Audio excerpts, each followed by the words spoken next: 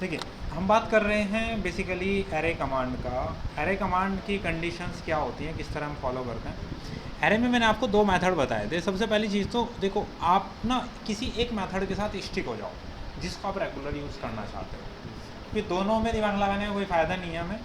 जिस एक फॉर्मेट को आपको यूटिलाइज़ करना है आप उसको फिक्स कर लो। मैं प्रीफर करूँगा कि आप एरे को प्रीफर करें, क्योंकि इसके अंदर एक पाथ एरे का भी ऑप्शन है।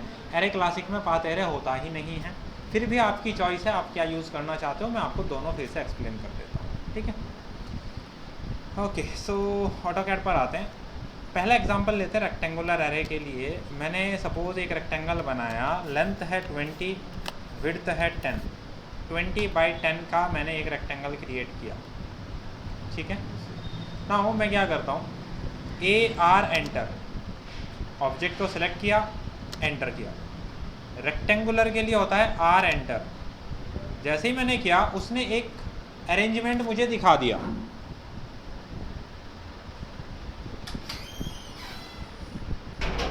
ये जो अरेंजमेंट आपको दिखाई दे रहा है, इसमें आप देख सकते हैं कि आपके पास 3 रो नज़र आ रही हैं आपको और 4 कॉलम नज़र आ रहे हैं। वो वहाँ ऊपर भी मेंशन है, देखो रो 3 है, कॉलम्स 4 है। अब आपको वहाँ क्वांटिटी डिफाइन करनी है कि कितने नंबर ऑफ रोज और कितने नंबर ऑफ कॉलम्स की आपको रिक्वायरमेंट है। सपोज आप बोलते हैं कल सपोज मुझे 5 कॉलम्स की रिक्वायरमेंट है, 5 लिख के एंटर करिए, आपको नीचे आउटपुट साथ साथ प्रीव्यू मिलता रहेगा। नंबर ऑफ रोज को आप एडिट कर सकते हैं जितनी भी आपको रिक्वायर्ड है। उसके बाद रो का गैप। अब देखो गैप समझने की कोशिश करो। ये जो पॉइंट है, एक्सट्रीम पॉइंट, ये बेस पॉइंट है जहाँ से डिस्टेंस मेज़र होगी। कहाँ तक मेज़र होगी? अगर इस ऑब्जेक्ट का मिड पॉइंट लिया है, यानी कि सेंटर लिया है, तो दूसरे ऑब्जेक्ट का भी सेंटर होगा। सेंटर से सेंटर का डिस्टेंस आप यहाँ बिटवीन में दे रहे हैं, बेस पॉइंट से बेस पॉइंट तक। अगर इस रेक्टेंगल का सेंटर लिया है तो दूसरे रेक्टेंगल का भी सेंटर ही होगा। अब इसका विड्थ हमने लिया है 10, उसके बाद ये गैप आएगा, उसके बाद इसकी विड्थ का हाफ आएगा। ये 5 mm है, ये 5 mm है, तो 10 तो चाहिए ही। 10 पे दोनों एक दूसरे को एजिस को टच करेंगे। 10 से प्लस में मैं जितनी वैल्यू दूंगा उतना गैप इन दो रो के बीच आएगा। रो कहाँ है? रो यहाँ है, तो ये वाला गैप है 15, यानी कि इनके बीच है 5 का गैप। क्यों है, समझ आ रहा है? मैंने वहाँ पर 20 मेंशन किया तो इनके बीच में गैप 10 हो गया। बेसिकली गैप इंक्रीज हुआ है, क्योंकि इनकी विड्थ तो फिक्स हो गई ना पहले से ही, वो फिक्स है। अब उसके बाद ये जो गैपिंग है ये कॉलम्स के बीच का है। जो कॉलम है वो ये वाली डिस्टेंस है ना, इस तरह एक कॉलम यहाँ एक कॉलम यहाँ, तो डिस्टेंस ऐसी है ना, हॉरिजॉन्टल। हॉरिजॉन्टल है इसका लेंथ है 20 में जितना भी ऐड करेंगे वो गैप आ जाएगा। वहाँ 30 है ऑलरेडी, तो इसका मतलब बीच में 10 का गैप है। अगर मैं इसको एज इट इज़ क्लोज करता हूँ, आपको उसके बाद मैंने एक डायमेंशन टूल बताया था। अगर आप पहला पॉइंट यहाँ करो, दूसरा पॉइंट यहाँ करो, तीसरा पॉइंट यहाँ, अगेन मैंने ये वाला टूल लिया है, फर्स्ट पॉइंट यहाँ, सेकंड पॉइंट यहाँ, थर्ड पॉइंट यहाँ, तो आप चेक कर सकते हैं यहाँ 30 क्या गैप आ रहा है, यहाँ 20 का गैप आ रहा है। अगर मैं गैपिंग की बात करूँ एग्जैक्टली, यहाँ से यहाँ का गैप भी 10 है और यहाँ से यहाँ का गैप भी 10 है। हालांकि डिस्टेंसेस अलग अलग दी थी आपने, एक जगह 20 है, एक जगह 30 है, फिर भी गैपिंग इनके बीच 10-10 का हुआ है। क्यों? क्योंकि लेंथ 20 थी, 20 + 10 30, विड्थ 10 था, 10 + 10 20, इस तरह वो डिस्टेंस ले रहा है ना। ये तो मैंने रेक्टेंगुलर एरे बताया और मेरे पास जो शेप था वो भी रेक्टेंगुलर ही था। अब सपोज मेरे पास कोई एक सर्कल है जिसका रेडियस है 10, आप इसको एरे कर रहे हैं। AR एंटर, ऑब्जेक्ट को सिलेक्ट किया, एंटर किया, R enter for rectangular array. Again वही number of columns, number of rows आप मॉडिफाई कर सकते हैं। सेंटर से सेंटर का डिस्टेंस, अगर रेडियस 10 है तो डायमीटर 20 होगा, तो 20 से ज़्यादा होगा तभी गैपिंग दिखाई देगा आपको। वहाँ पर 30 है इसीलिए गैपिंग आ रहा है। अगर आप उन वैल्यूज़ को 20-20 कर देंगे तो सर्कल एक दूसरे को टच कर जाएंगे, क्योंकि 10 रेडियस यहाँ है, फिर 10 रेडियस यहाँ है, तो ये 20 पर टच कर गए। 20 में जितना आप ऐड अप करेंगे उतना गैपिंग आ जाएगा। कॉलम्स के नीचे ऐड कर रहे हैं तो यानी कि कॉलम के बीच का गैप आएगा। अगर रो के बीच नीचे गैप ऐड कर रहे हैं तो वहाँ पर रो में गैप आएगा। इस तरीके से आप बना सकते हैं। इसके साथ साथ मैंने आपको एक और ऑप्शन बताया था कि आप यहाँ से एसोसिएटिव ऑप्शन यूज़ करते हैं। एसोसिएटिव क्या करता है, एरे होने के बाद ये सारे एलिमेंट्स को सिंगल ऑब्जेक्ट की तरह ट्रीट करेगा, मतलब होंगे नहीं वो एक, लेकिन एक ग्रुप बना देगा सबको मिला करके। अगर एसोसिएट एक्टिव किया, इस बार मैंने एसोसिएट एक्टिव कर दिया, क्लोज किया, अब देखो पैटर्न के बाद अगर मैं सेलेक्ट करता हूँ तो वो सब एक ही एंटिटी की तरह सेलेक्ट हो रहे हैं। क्लियर है? मैंने इसको क्लोज कर दिया। इस तरीके से आप रेक्टेंगुलर एरे यूज कर सकते हैं। इसको बंद करते हैं। सी एंटर, सेंटर पॉइंट, मेरे पास यहाँ कोई सर्कल है 38, अगेन सेंटर पॉइंट रेडियस है 40, अगेन सेंटर पॉइंट रेडियस है 8, अगेन सेंटर पॉइंट रेडियस है 10। एक ऑब्जेक्ट को क्रिएट करिए, जो भी आपको पैटर्न करना है उसको क्रिएट करने के बाद आप आराम से उसको मूव कर दीजिए, जहाँ रखना है पहले इसे रख दो, इसकी पोजीशन के हिसाब से ये इस वाले क्वाड्रेंट पे रखा जाएगा। अब आपको ऐसे और एलिमेंट्स चाहिए। देखो इसके दो फैक्ट हो सकते हैं। दो फैक्ट क्या हो सकते हैं, मैं जब एरे कर रहा हूँ, AR एंटर, ऑब्जेक्ट को सेलेक्ट किया, एंटर किया, कॉलर के लिए PO एंटर, सेंटर पॉइंट बताना है ये रहा, उसने नंबर ऑफ एलिमेंट्स लगा दिए। एक फैक्ट क्या है, ये जो एलिमेंट्स पैटर्न हो रहे हैं ये अपनी पोजीशन के अबाउट भी रोटेट हो रहे हैं। ऑब्जेक्ट की पोजीशन ऐसी नहीं है स्ट्रेट, वो एंगल पे भी जा रहा है और अपनी पोजीशनिंग पे भी, अपनी ऑर्बिट पे भी घूम रहा है, अपने सेंटर के अबाउट। क्यों घूम रहा है? क्योंकि रोटेट आइटम सेलेक्टेड है। अगर मैं इसको डिसेलेक्ट कर देता हूं तो देखो पैटर्न तो हो रहा है, ऑब्जेक्ट रोटेट नहीं हो रहा है। मैंने इसको एक्टिव कर दिया क्योंकि रोटेशन की मुझे ज़रूरत है। दूसरी बात, ये पूरे 360 डिग्री को यूज़ कर रहा है, पूरे सर्किल को। आपको अगर हाफ यूज़ करना है, आपने एंगल बोला 180 डिग्री। अब आप ये भी बोल सकते हैं सर 180 लेफ्ट साइड नहीं, 180 राइट साइड चाहिए। ये डायरेक्शन एंटी क्लॉकवाइज था, आपको क्लॉकवाइज चाहिए, आप डायरेक्शन को यहाँ से अनटिक कर दीजिए, वो डायरेक्शन को चेंज कर देगा। अगर पूरा ही फिल करना है तो आप वैल्यू 360 कर सकते हैं, इसमें डायरेक्शन से कोई फ़र्क नहीं पड़ेगा। अगर आपको नंबर ऑफ आइटम्स डिफाइन करने हैं कि आपको 8 आइटम चाहिए या आपको 4 आइटम चाहिए, आप वहाँ दे दीजिए, क्योंकि 4 देंगे तो एंगल बीच में 90 का बन जाएगा, 6 करेंगे एंगल 60 डिग्री का बन जाएगा, 8 करेंगे एंगल 45 डिग्री का हो जाएगा। आप देखो ये बिटवीन का एंगल चेंज होता रहता है। अगर मैंने 6 किया ये 60 डिग्री हो गया, अगर मैंने यहाँ पर 8 किया ये 45 डिग्री हो गया, और टोटल एंगल ये है। उस टोटल को 45 पर डिवाइड कर दिया 8 जगह। बात समझ आई? इस तरीके से आप क्या कर सकते हैं, आप पोलर एरे यूज़ कर सकते हैं। अगेन एसोसिएटिव का मतलब इकट्ठा करना, पैटर्न के बाद ये सब एक क्लिक में सेलेक्ट हो जाएंगे। मैंने इनको किया वापस से 4, एसोसिएटिव मुझे नहीं चाहिए, ये हटा दिया, इसको क्लोज किया, क्लोज करने के बाद ये पैटर्न हो जाएगा। इसे हम कहते हैं पोलर एरे। बात क्लियर आ गया? अब यहाँ पर हमने एक और कंसेप्ट कल देखा था, पॉलीगन कंसेप्ट। पॉलीगन भी कल किया था। अगर आप पॉलीगन कमांड की बात करें, पहले इसको रोक देते हैं।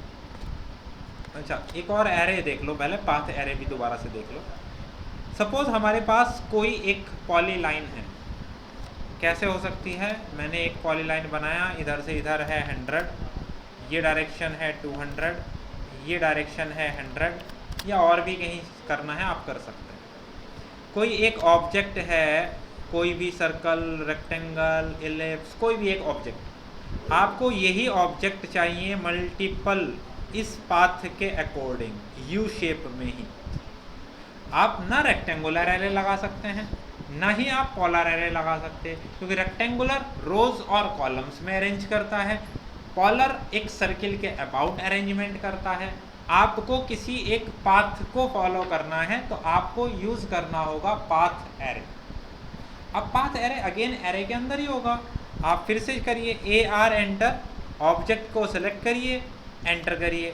पाथ के लिए शॉर्टकट होता है PA एंटर, आपको पाथ को सेलेक्ट करना है। अब पाथ पॉलीलाइन में होना इसलिए ज़रूरी है क्योंकि उसको सेलेक्ट करने के लिए सिंगल क्लिक आपको मिलता है, और सिंगल क्लिक से आप पॉलीलाइन सेलेक्ट कर सकते हैं, लाइन सेलेक्ट नहीं हो सकती। मैंने इसको जैसे ही सेलेक्ट किया उसने उसको वहाँ अरेंज कर दिया, लेकिन कुछ डिस्टेंस एक्स्ट्रा बच गई है, क्योंकि मैंने आपको बोला यहाँ एक डिस्टेंस पूछ रहा है वो कि दो ऑब्जेक्ट के बीच डिस्टेंस कितना रहेगा।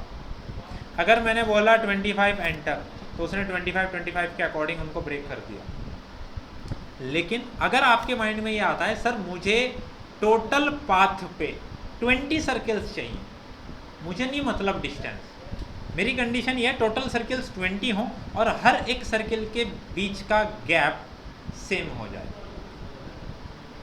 तो बेसिकली आपको मेथड चेंज करना पड़ेगा। यहाँ पर मेथड यूज़ हो रहा है मेज़र, मेज़र में आप डिस्टेंस दे सकते हो।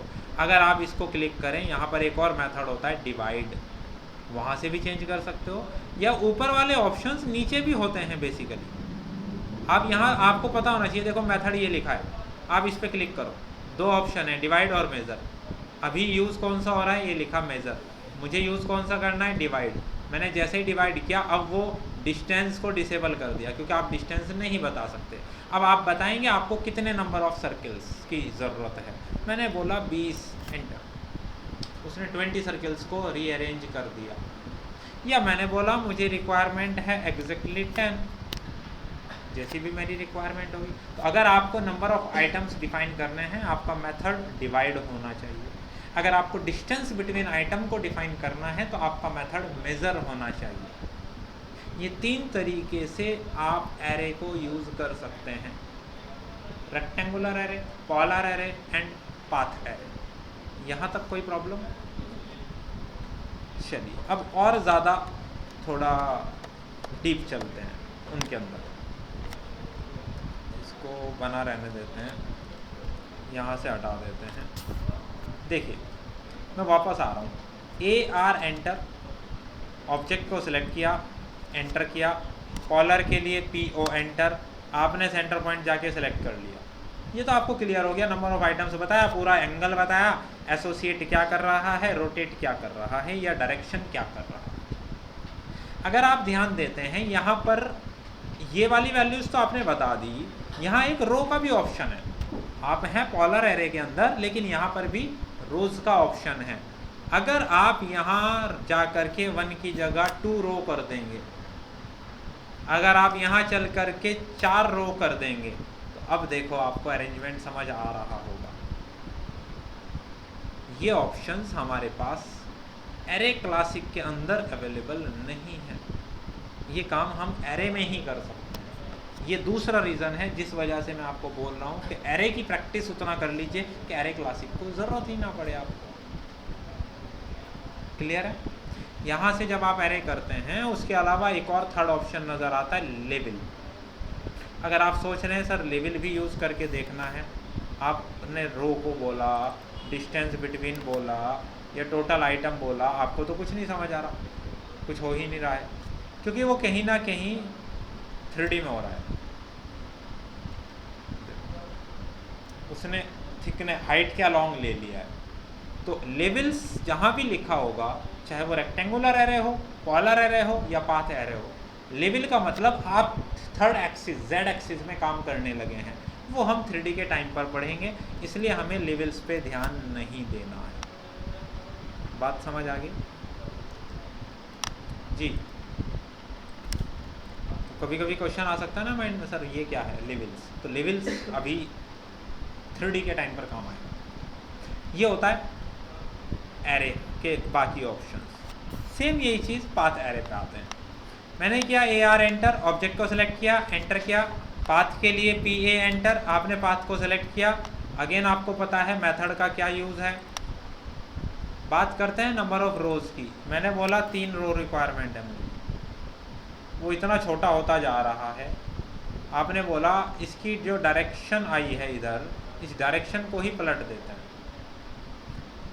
आपने बोला कि ये 27 जो आ रहा है, इसको -27 अगर कर दें तो डायरेक्शन रिवर्स हो गई।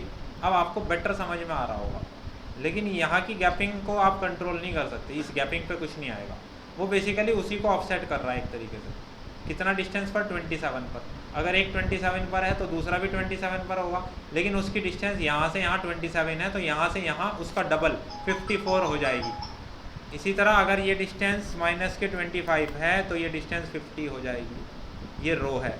अगेन अगर मैं लेवल्स में डिफाइन करूँगा, मुझे 3 चाहिए इस बार, डिस्टेंस मुझे चाहिए अगेन 10 का, तो ये वैल्यू आपको कहाँ दिखेगी, 3D के अंदर कर रहा है, देखो कर रहा है इस केस में भी, लेकिन वो लेवल में कर रहा है जो आपको बाद में दिखाई देगा 3D के अंदर। तो हम लेवल्स की बात अभी नहीं करेंगे। उसके अलावा आप रोज़ और दूसरी डिस्टेंस को कंट्रोल भी कर सकते हैं। ये होता है ऑल अबाउट एरे, कि एरे में आप किस तरह इसको यूटिलाइज कर सकते हैं।